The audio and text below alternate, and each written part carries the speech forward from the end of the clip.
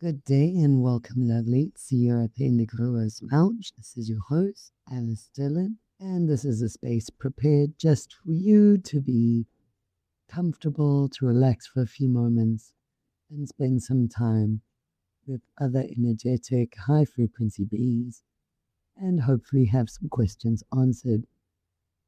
Specifically, the space is for indigo or highly sensitive and what I call spiritually perceptive individuals. And here we forge through some of the differences in our perception and experience of life and that of the five sensed. So if you are five sensed and have no internal dialogue, and what I say seems like gobbledygook to you, maybe not the place for you to spend a lot of time because it won't make a lot of sense to you. But hopefully, to all those beautiful souls that have made it to here, with all your sensitivity intact and in place, you'll find some relief, comfort, and love in this space. I've been having quite a few questions lately about mediumship, and I understand the fascination, this world and the next world, and the world before and the world after that. And these are all curiosities to the human experience. We'd like to know, what comes next. I specifically had the question of why I don't do more clairvoyance, why I don't put myself out there as a clairvoyant, as a medium, and that seems to be a trend a lot of people go to. Now, if you've read my book, you'll understand some of my perspective on this.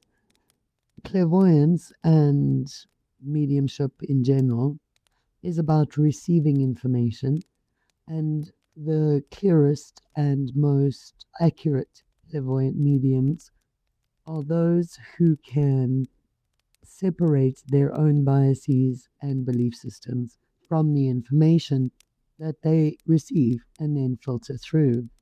And that will be why, even if you saw 10 of the clearest, most uncluttered mediums, you may still get 10 different, slightly different versions of something. It's all about the translation. So your grandfather can be sitting next to me and he can share truth with me and he can share a story with me. And if I'm clear and unbiased, and especially if I have some like resonance with his symbology or his language, I can get a clear picture of what he's saying and I can translate that. But if I have any lack of understanding or lack of knowledge of what he's showing me, that could skew the translation. And that's true with all of us. And what clairvoyants and mediums tend to do in that case is fill in as best they can whatever information is not coming through clearly. There are some amazing mediums. There are some really clear translators, and even the best translator will only achieve maybe a 60 to 70% accuracy on translating information.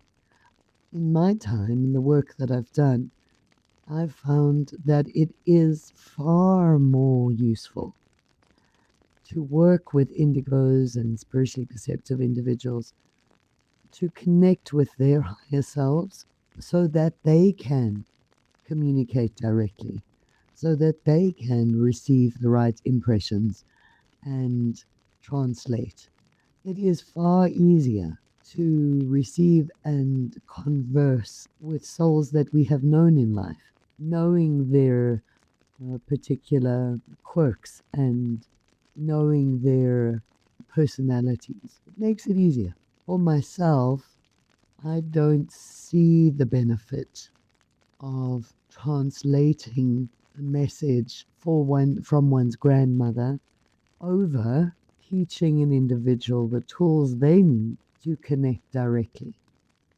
I think it's important to understand that this world is where it is for a reason, and the next world is where it is for a reason. As a broad subject, how are your grandparents and ancestors doing on the other end? Well, in general, they're doing very well. In general, leaving this experience and moving on to the next experience is a relief.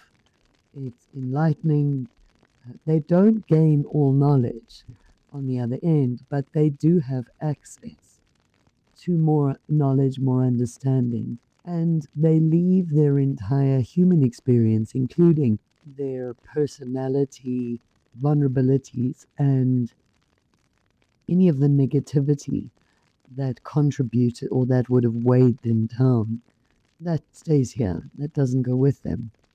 So in the next world, they are tasked with the support and inspiration of their line, their children, their children's children.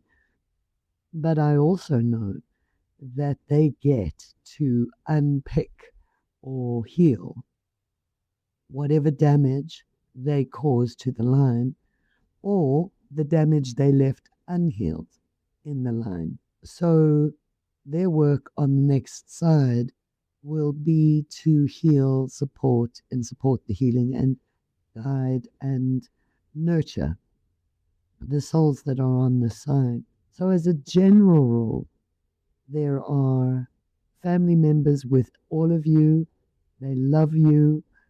They, even if they were dreadful people in life, as long as they didn't sell their soul, they are in the next world cheering and rooting for you. So they can, if I'm with a client, of course they show up and they tell me what solutions to suggest and they guide and they communicate. They will do so in order to assist with healing whatever is before a person at that moment. So they provide invaluable information on what's going wrong, what the best course would be to heal or to rebalance an individual. But long term, the best course is always to get an individual to reconnect with their spirit selves, with their soul self. And through that connection, receive and communicate with those on the other side, which we are now in this day and age as indigos, we are all capable of doing. If it's not something an individual is comfortable with, of course they don't have to, but it is a capacity of every indigo I've met to communicate with souls in the mixed world. It's not to say that in doing so you'll get the answers to life, the universe, and everything. They're not all knowing. They don't receive all knowledge when they pass on, but they can guide and assist. And they love us. They love, and we can love them, and we can do what we can to help them elevate and complete their next steps. So I have no objection to clairvoyance and clairaudience and mediumship in general. I think if that's the way people feel that they can contribute to the world around them, I encourage that. I just find that the amount of clarity we need to have, you almost need to be a blank slate. You almost need to have no opinions, no ideas of your own, no beliefs of your own in order to translate accurately, because whatever information you receive from the next world, you will translate through the weft and weave of your own beliefs and ideas. And so that's something to bear in mind when you are watching mediums or podcasters or anyone, even tarot. So tarot is something that I was introduced to quite young and I played with for a while. And tarot is interesting. In present tense, tarot can be very helpful because there's nothing mystical about tarot cards. There are cards with faces on them. You could use playing cards for the same thing. The idea of tarot, or of any cards for that matter, is to assist you to connect with your inner knowing or with your higher guidance through the subconscious. So if we have blocks or resistance in our conscious mind, choosing cards randomly from a set can help to activate the subconscious gets involved with translating information that we have access to. And I found at some point that people's reactions to cards and tarot came with a lot of fear.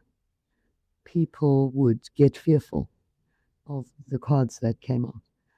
All that tarot is saying is that in this present moment, if you head the way you're heading on this trajectory, these are the potential challenges and that's the potential outcome.